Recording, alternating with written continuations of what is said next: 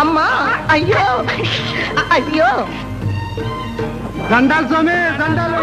ఈ మాస్కమ్మ ఉండటుండి గర్భవతి అయింది స్వామి. ఇంకా బొండు బయటపడలేదు స్వామి.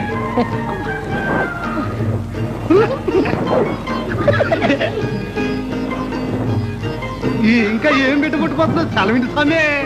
మదిరా పానమత్తులై మహర్షులనే పరిహాసం చేస్తున్నారా? జయడి, వీరికి తగిన శాస్తి నేను చేస్తాను.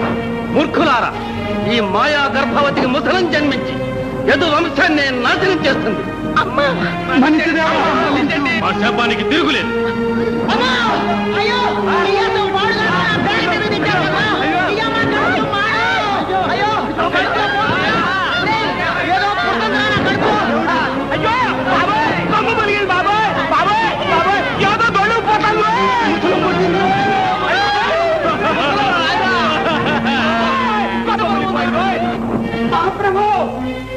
జరగరాని మహాపరాధం జరిగింది. యదు కుమారులు సాంబుడికి గర్భవతి వేషం వేసి మహర్షులతో పరిహాసాలే. అది అవమానంగా భావించి ముసలం జన్మిస్తుందని ముందు చెప్పించారు. ఇదిగో ముసలం పుట్టింది మహాప్రభు. యదువంశానికి ముసలం. చిత్తం ప్రభు, యాదవ కులమంతా అట్టుడికి పోతోంది. ఆ ముసలాన్ని అరగదీసి వెంటనే సముద్రంలో కలిపేయండి. వెళ్ళండి.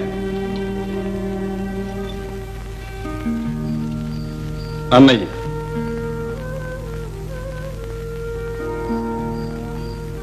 గాంధారీదేవి శాపానికి మునుల శాపం అనుబంధం. విధి విధానం అనివార్యం. సముద్రంలో కలిపి రానున్న విపత్తు రాకమాన.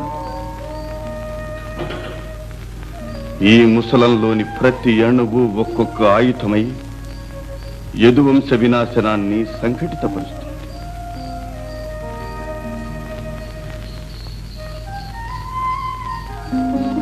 అగ్రజ,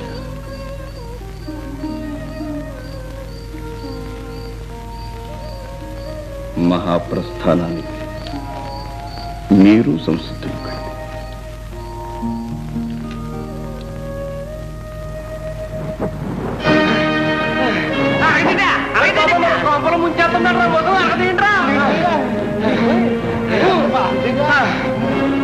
అమ్మయ్యా, దాని మీద అరిగిపోయింది. అందుతారండి.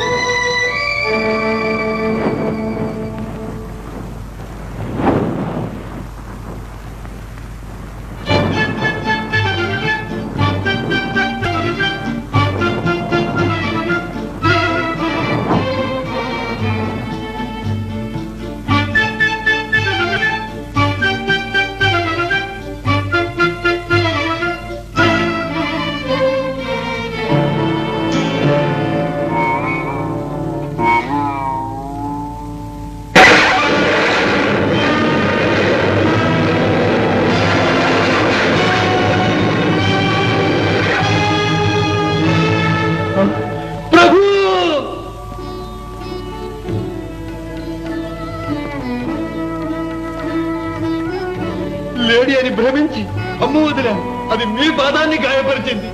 నన్ను మన్నించు దేవా, రక్షించు, నన్ను రక్షించు దేవా, రక్షించు. అమాయకుడు, విచారపడ. ఇందులో నీవు చేసింది ఏమీ లేదు. మానవుడు తాను చేసిన పాపపుణ్యాల ఫలం అనుభవించక తప్పదు. త్రేతాయుగంలో రఘురాముడనై జన్మించినప్పుడు వాలివైన నిన్ను చెట్టు మాటున దాగి బాణప్రయోగంతో వధించాను.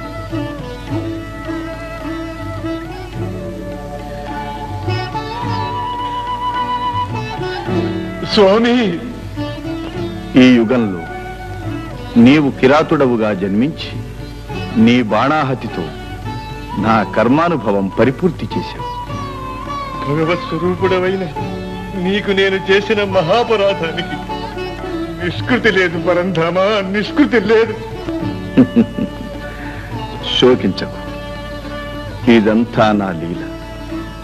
సర్వలోకాలు, సర్వజీవాలు నేనే సృష్టిస్తాను, ఆడుకుంటాను,